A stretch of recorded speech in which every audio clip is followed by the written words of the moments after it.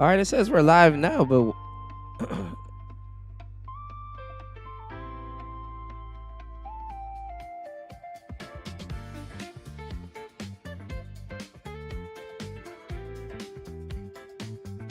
I'm trying to figure out why they keep ending my stream. That's the problem.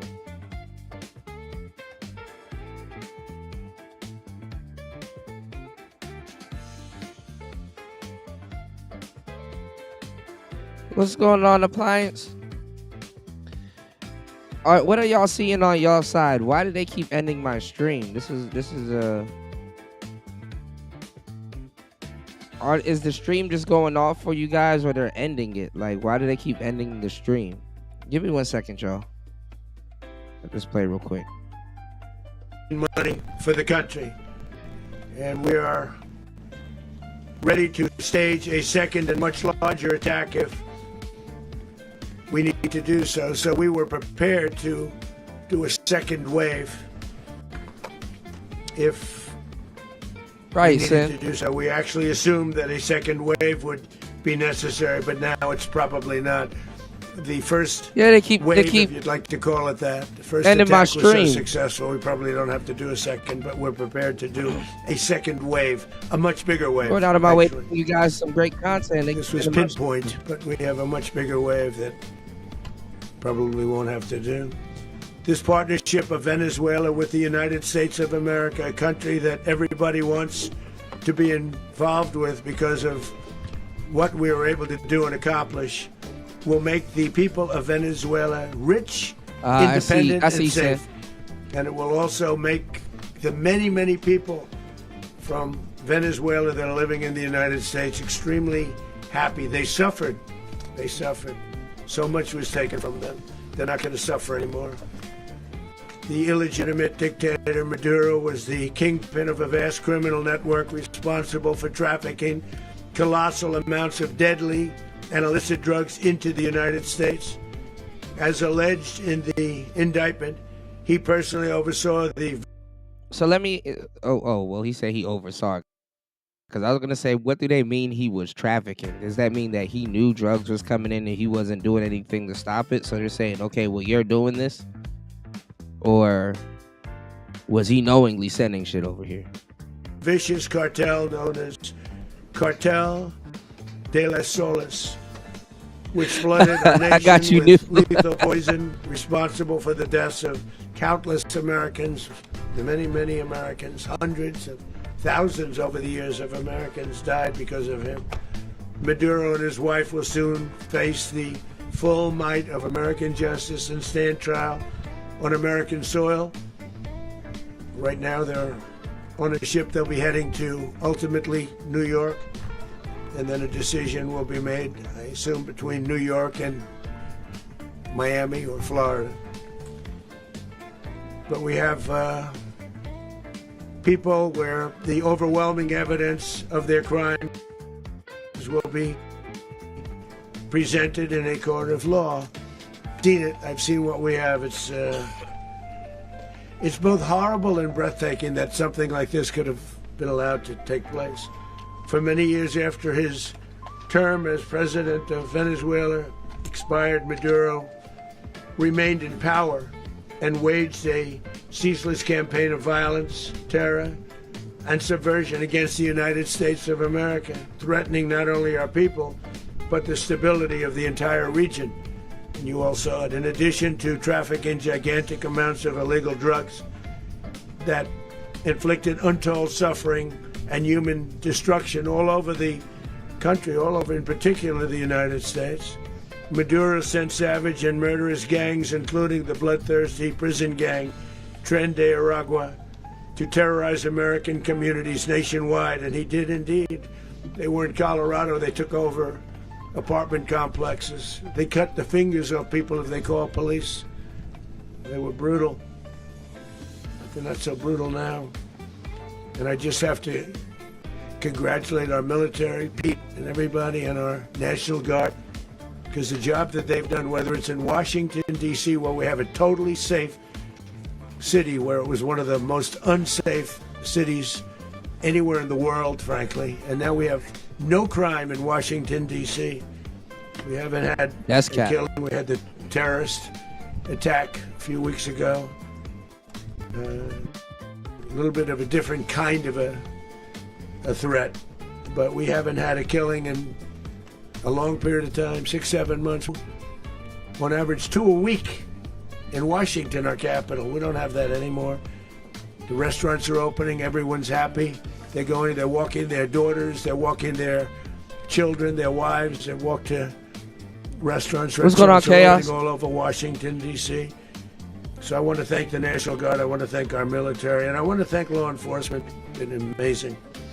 And they should do it with more cities. We're doing it, as you know, and we're doing it in Memphis, Tennessee right now. And crime is down.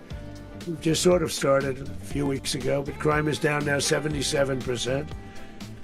And the governor of Louisiana called, great person, and he wanted us to help him, as you know, in a certain very nice part of Louisiana, and we have done that. It was a rough section, and we have crime down. I understand it's down to almost nothing already after 2.5 weeks. New Orleans, it's down to almost nothing, and we've only been there for 2.5 weeks. Can't imagine why governors wouldn't want us to help. We also helped, as you know, in Chicago, and crime went down. I hope a so, little bit Sam. there. We did a very small help because we had no working ability with the governor. The governor was a disaster, and the mayor was a disaster. But it knocked down crime. But we're pulling out of there when they need us. We'll know. You'll know. You'll be writing about it. And likewise, Los Angeles, where we saved Los Angeles early on, where the head of the police department made a statement that if the federal government didn't come in, we would have lost Los Angeles. That's long after the fires. That's when they had the riots in Los Angeles. We did a great job. Got no credit for it whatsoever, but that's okay. It doesn't matter. We don't need the credit. But we'll be pulling out when they need us. They'll call, or we'll go back if we have to. We'll go back. But we did a great job in various cities. But the place that we're very proud of is Washington, D.C., because it's our nation's capital. We took it from being a crime-ridden mess to being one of the safest cities in the country. But the gangs that they sent raped, tortured, and murdered American women and children. They were in all of the cities I mentioned. Aragua. The year is going all right.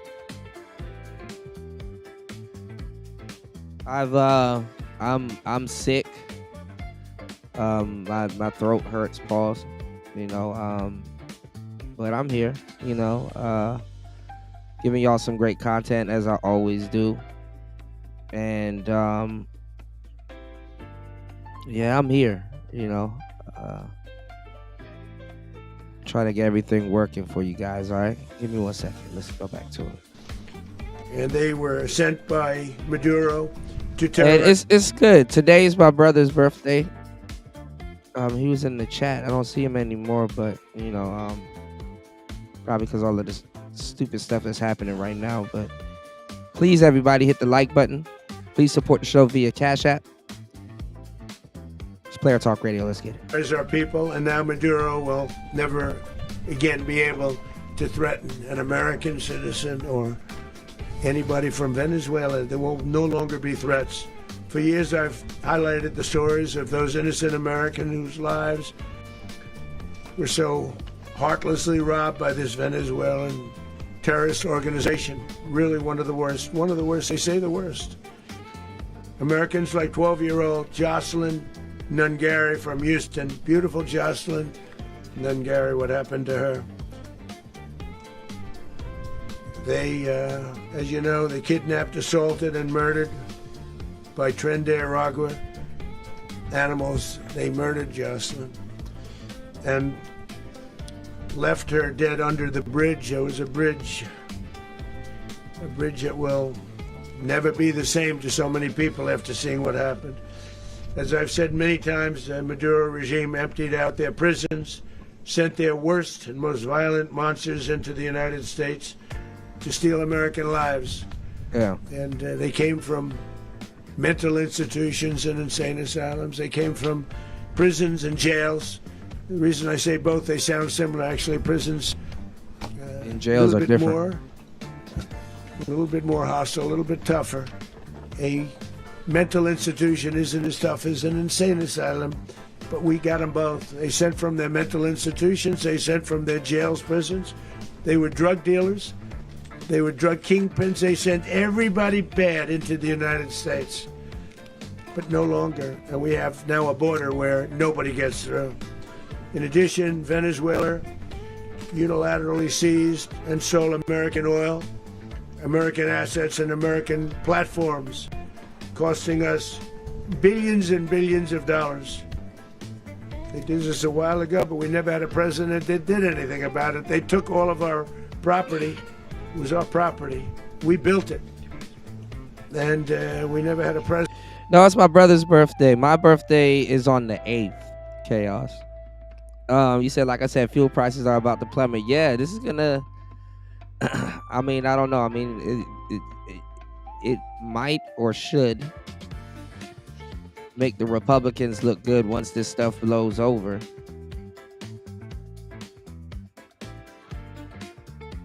But yeah, if they really take some of these resources, you know,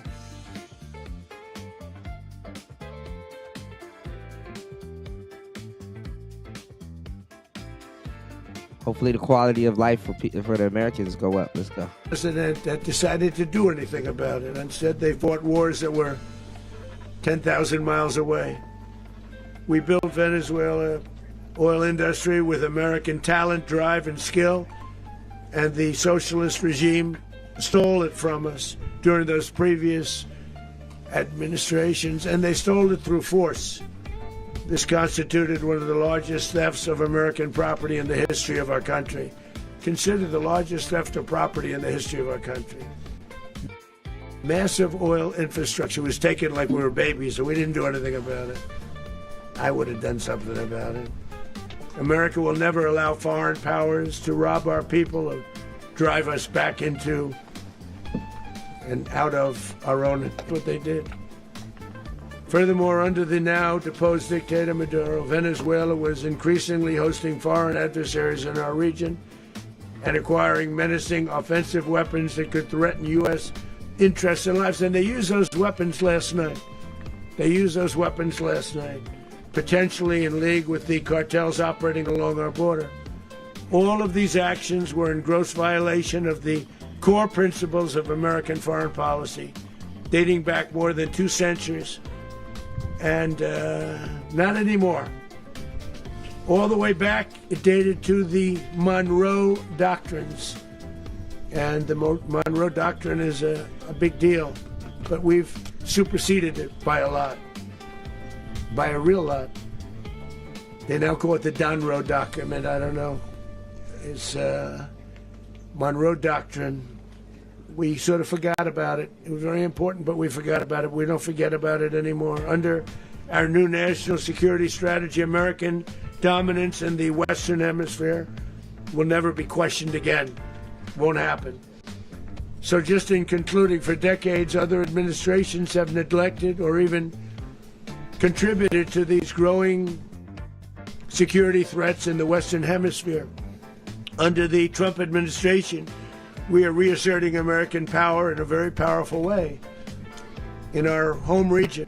And our home region is very different than it was just a short while ago. The future will be, and we did this in my first term. We had great dominance in my first term, and we have far greater dominance right now. Everyone's coming back to us.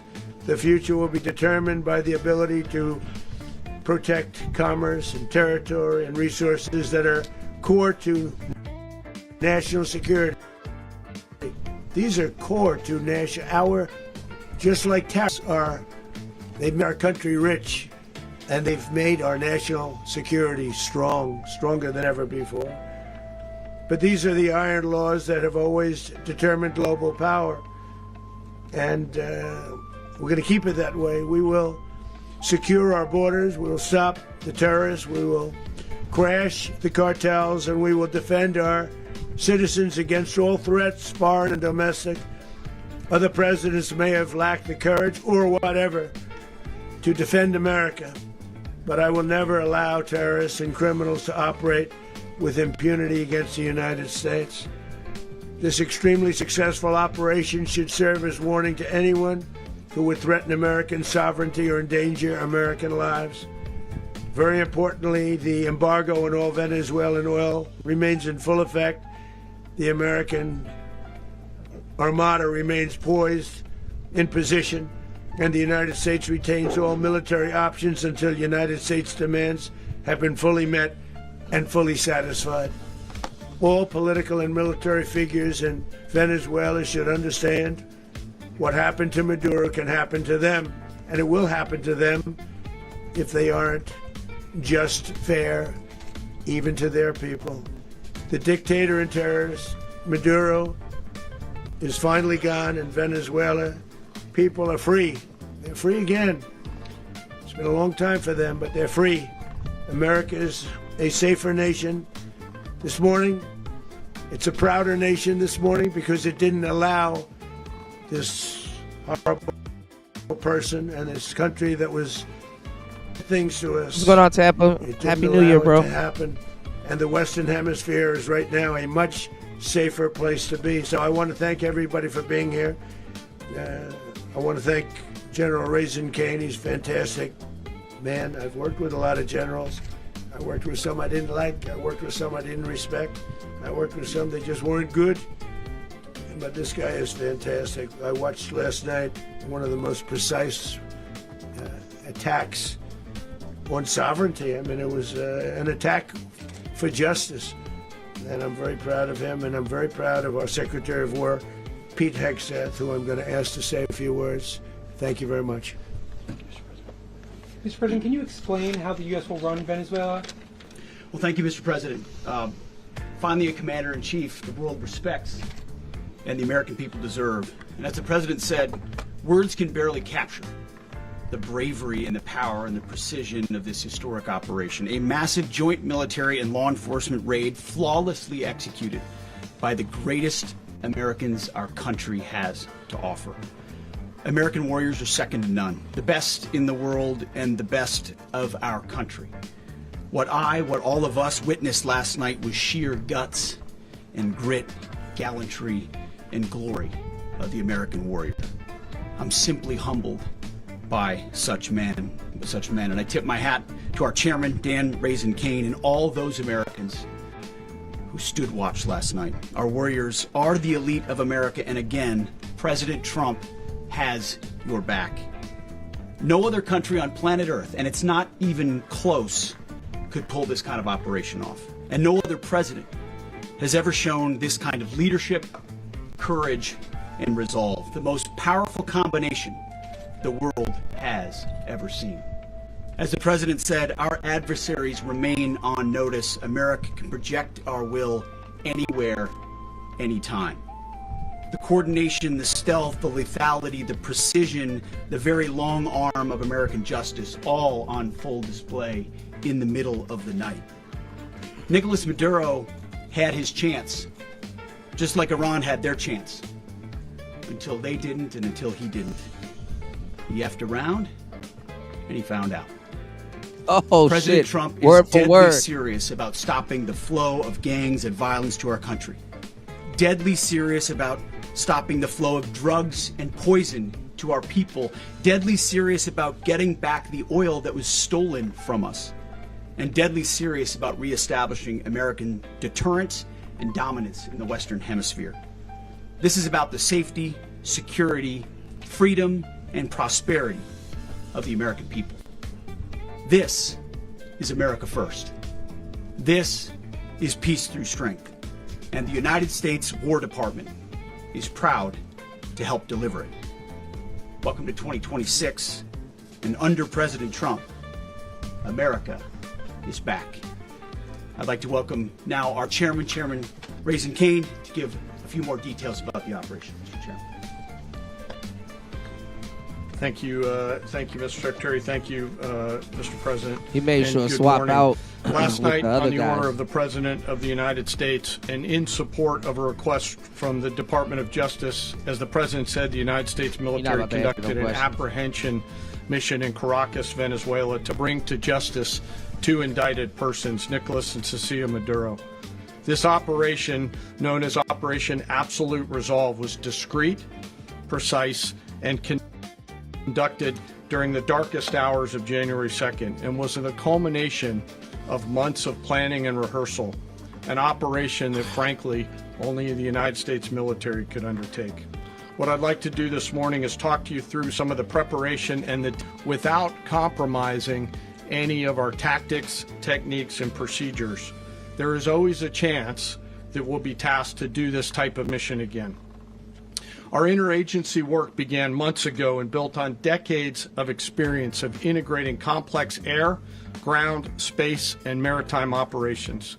While the past 2 decades have honed the skills of our special operations forces, this particular mission required every component of our joint force, with soldiers, sailors, airmen, Marines, and Guardians working in unison with our intelligence agency partners and law enforcement teammates in an unprecedented operation. We leveraged our unmatched intelligence capabilities and our years of...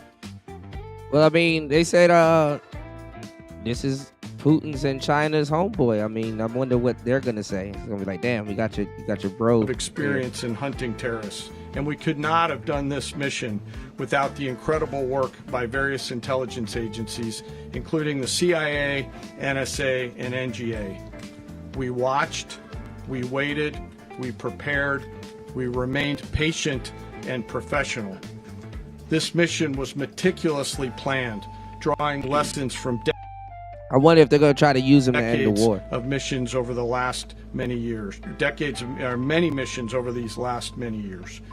This was an audacious operation that only the United States could do. It required the utmost of precision and integration within our joint force.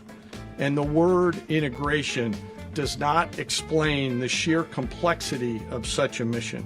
An extraction so precise it involved more than 150 aircraft launching across the Western Hemisphere in close coordination, all coming together in time and place to layer effects for a single, to get an interdiction force into downtown Caracas while maintaining the element of tactical surprise. Failure of one component of this well-oiled machine would have endangered the entire mission, and failure is never an option for America's joint force. Those in the air over Caracas last night were willing to give their lives for those on the ground and in the helicopters. Let me talk a little bit about the preparation. After months of work by our intelligence teammates to find Maduro and understand how he moved, where he lived, where he traveled, what he ate, what he wore, what were his pets, in early December, our force was set pending a series of aligned events. Damn, they're going after the He dogs was too. choosing the right day to minimize the potential for I mean, I didn't think he would. I didn't think he would be hiding, but damn, they're going after the dogs too, y'all. civilian harm and maximize the element of surprise and minimize the harm to the indicted personnel so, as the president said, they could be brought to justice. And as the president said earlier today, weather in Venezuela is always a factor this time of the year. And over the weeks through Christmas and New Year's, the men and women of the United States military sat ready, patiently waiting for the right triggers to be met and the president to order us into action. Last night, the weather broke just enough, clearing a path that only the most skilled aviators in the world could maneuver through. Ocean, What's going on, Link? mountain, low cloud ceilings. Happy New Year, But bro. when We made it. tasked with a mission, this organization does. At 10:46 p.m. Eastern Time last night, the president ordered the United States military to move forward with this mission. He said to us, and we appreciate it, Mr. President, good luck and Godspeed. And those words were transmitted to the entire Joint Force. Over the course of the night, aircraft began launching from 20 different bases on land and sea across the Western Hemisphere. In total, more than 150 aircraft, bombers, fighters, intelligence, reconnaissance, surveillance, rotary wing were in the air last night. Thousands and thousands of hours of experience were airborne. Our youngest crew member was 20, and our oldest crew member was 49, and there's simply no match for American military might. As the night began, the helicopters took off with the extraction force, which included law enforcement officers, and began their flight into Venezuela at 100 feet above the water. As they approached Venezuelan shores, the United States began layering different effects provided by Spacecom, Cybercom, and other members of the interagency to create a pathway. Overhead, those forces were protected by aircraft from the United States Marines, the United States Navy, the United States Air Force, and the Air National Guard. The force included F-22s, F-35s, F-18s. America just be wanting to use their weaponry. I mean, what's the point of having all of this weaponry sitting around and you can't use it? So EA-18s, E-2s, B-1 bombers, and other support aircraft, as well as numerous remotely piloted drones. As the force began to approach Caracas, the Joint Air Component began dismantling and disabling the air defense systems in Venezuela, employing weapons to ensure the safe passage of the helicopters into the target area. The goal of our air component is, was, and always will be to protect the helicopters and the ground force and get them to the target and get them home. As the force crossed the last point of high terrain where they'd been hiding in the clutter, we assessed that we had maintained totally the element of surprise.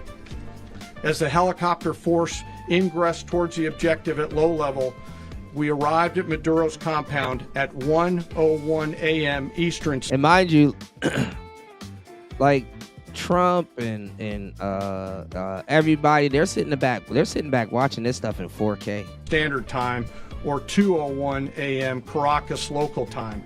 And the apprehension force descended into Maduro's compound and moved with speed, precision, and discipline towards their objective, and isolated the area to ensure the safety and security of the ground force while apprehending the indicted persons. On arrival into the target area, the helicopters came under fire, and they replied with that fire with overwhelming force in self-defense. One of our aircraft was hit but remained flyable, and as the President said earlier today, all of our aircraft came home, and that aircraft remained flyable during the rest of the mission.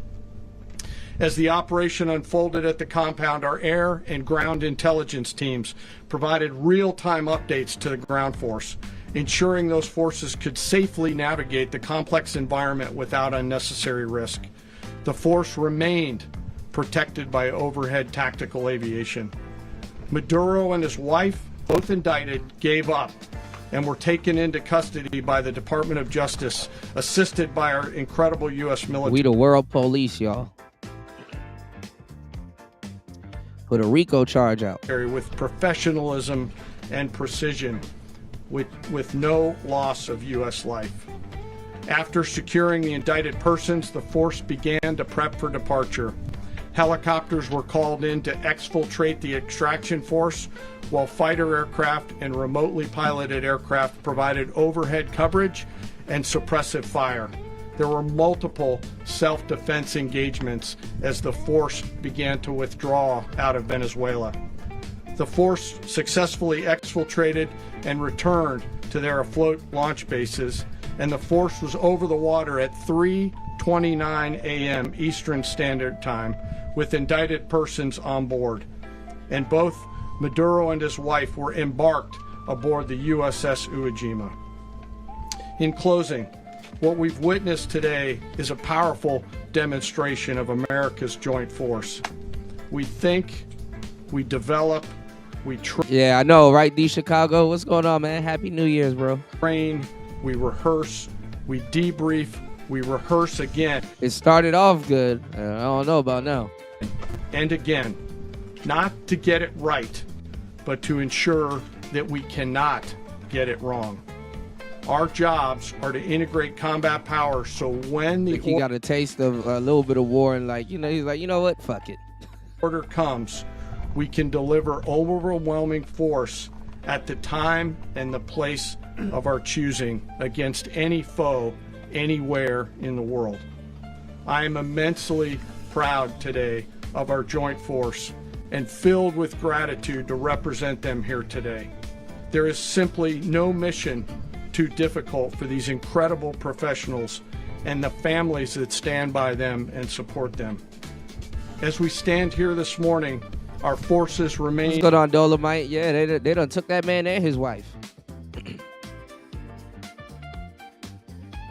In the region at a high state of readiness. Happy New Year's, y'all. Prepared to project power, defend themselves, and our interests in the region.